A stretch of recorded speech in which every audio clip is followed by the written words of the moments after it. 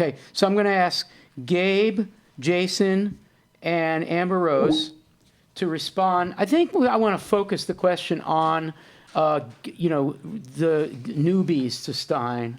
Eleanor had a series of recommendations about how to get into it. I want to ask you guys to add yours to that. And along the way, you can comment on the point about democratization of expertise, except for Jason, because he's a genius. But the rest of us are not, it turns out. And it's partly because we keep urging people to believe in themselves that they can read poetry. You can comment on that as well. Pedagogical question. So I think I said Gabe first. Gabe, then Anna, was it? No. Gabe, then Amber Rose, and Jason. Yeah. Gabe first. Yeah. Okay. Let's see. Where should I start? Well, the only people I want to think that I'm a genius are the MacArthur Committee, because they have All in favor of Gabe receiving a Genius Prize from the MacArthur, say aye. Aye. Okay. Thanks. Any opposed?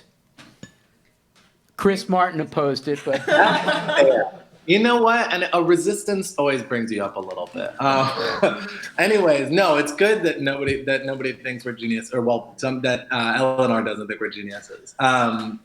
First of all, because there's been a lot of things said in ModPo that are not right or true, or like there's a lot of things that we say that you should not take as Bible.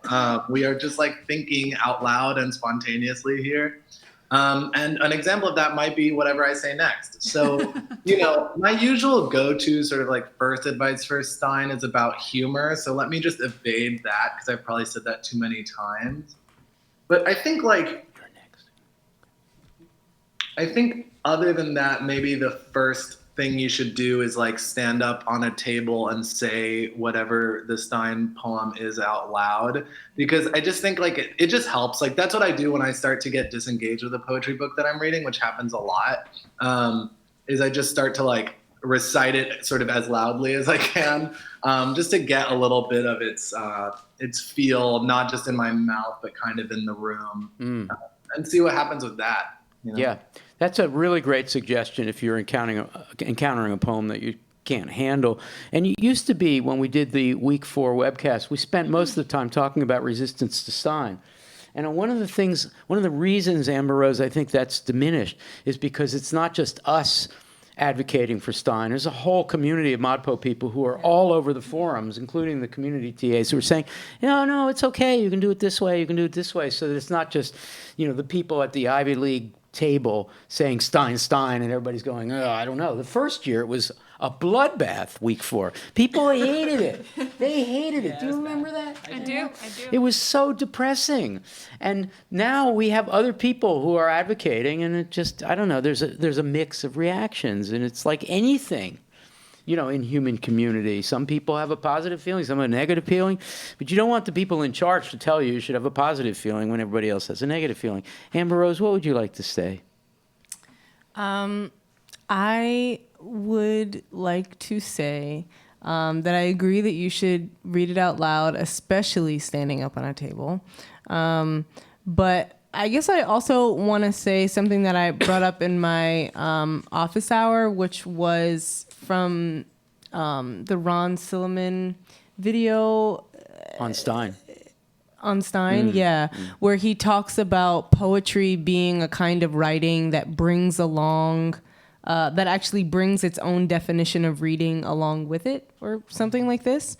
I think he says poems teach you how to read them as you read them. Right. Okay. Yeah. Something like that. Some combination of these things. Mm-hmm. Right.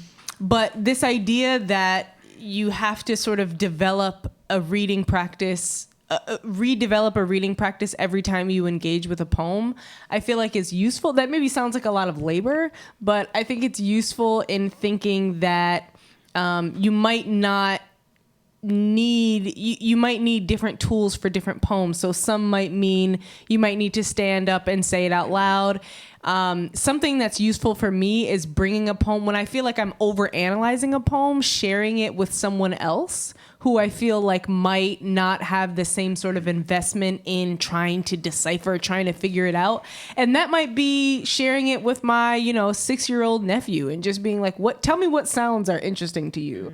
Or sharing it with my mom or someone who sort of feels like, well, I don't know, but these couple of words made sense, or I thought of this random thing. And that can sort of keep me loose from feeling like, if I'm feeling like my hold on meaning or legibility or decipherability is getting too tight. Well said. Thank you. Jason, a quick comment on this, and then we're going to move on to some tweets and a couple more, one more topic about Zara, and then we're going to do final words. Yeah, I think that poetry should. This is from Marjorie Perloff's essay, I think. On Tender Buttons. Yeah. On the Carafe poem. It's a really Right. good essay. And I realized I didn't agree with it after reading it, and that I totally embrace. What's his name? There's a lot of hymns out The there. next one in the sequence. I can't find it.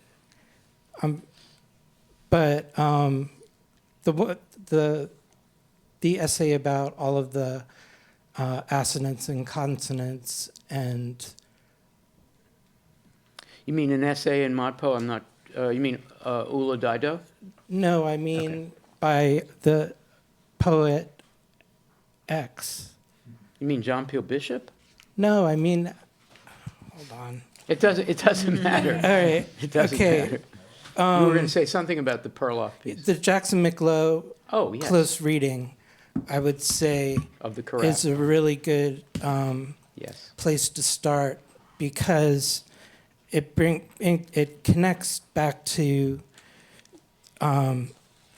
Perloff's essay as she quotes Wittgenstein saying, "Do not forget," Wittgenstein observed, "that a poem, even though it is composed in the language of information, is not used in the language game of giving information."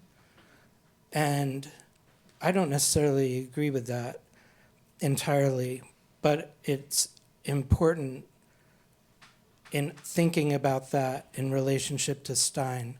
And I think of Stein at medical school in Baltimore at Johns Hopkins, reading these, if you want to feel foolish, you can pick up Gray's Anatomy, which I'm sure she read. And it's all about naming every particular